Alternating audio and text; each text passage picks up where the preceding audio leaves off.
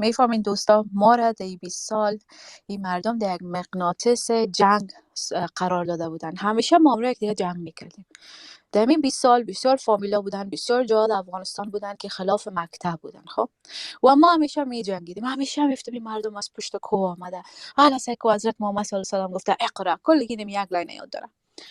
یک روز شد من استاپ کردم، پاس کردم، گفتم بیا ما ببینم هم یارو درک کنم هدف از یاد چی است، یا چی میخواین بگن، چون یا خلاف مکتب هستن. اینا اینجا هسته که تو دروازه تلویزیون و بی بی سی و سی ان ان بس بند کنین و خودتون یک ذره تحقیقات کنین. احمد جان یک چیز را اشاره داد اینجا درباره راکفلر و راتچایلد. اگر نمیفهمید نامکش نوشته کنین، تحقیقات کنین. این اونمو مردمی هست که در 1900 سیستم درسی نو دروازه آواز کرد.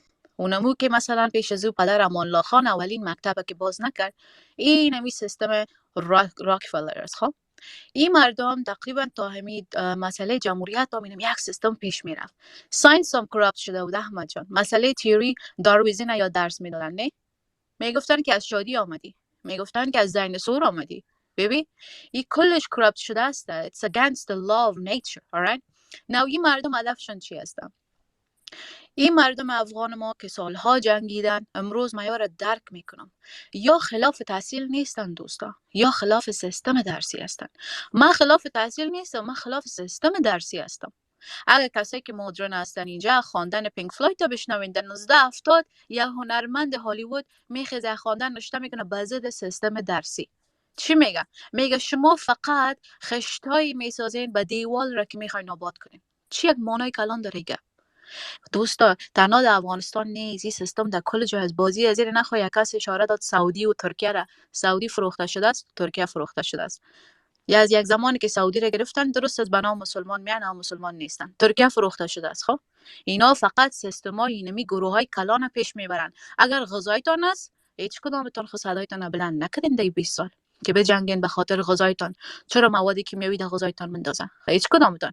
پپسی گاکایتان میزنین، رد بولایتان میزنین، یک سوال نمیکنین که کی ساخته، چرا ساخته، این چی هست. ببین این همه موضوع سیستم درسی در افغانستان.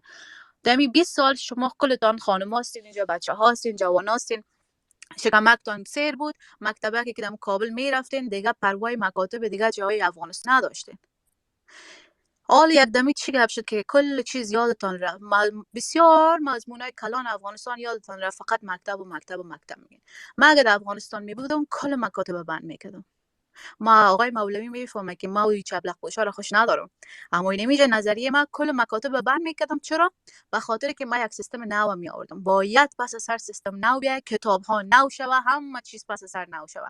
درباره هتلر بخوانید، کلتان هتلر بد میبرید. نه فرض کنم او آدم خراب بعدش یک طرف مان، وقتی که آدم اومد کل سیستم پس سر نو کرد. چقدر وقت دمو جرمنی مکاتب بند بود؟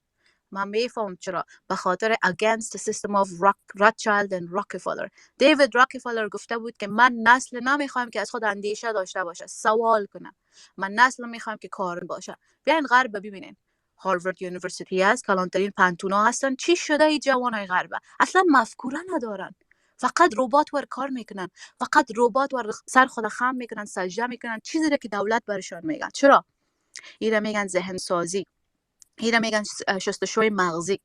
کوشش کنید سر پروگرام‌های از یا مثلا MK Ultra تحقیقات کنین، درباره مثلا پروتکتیو پروگرامینگ تحقیقات کنین. کل چیز از طریق لغت، رنگ، صدا، همه چیز استفاده میشه. دیگه من فقط میخواستم بگویم تشکر از همه.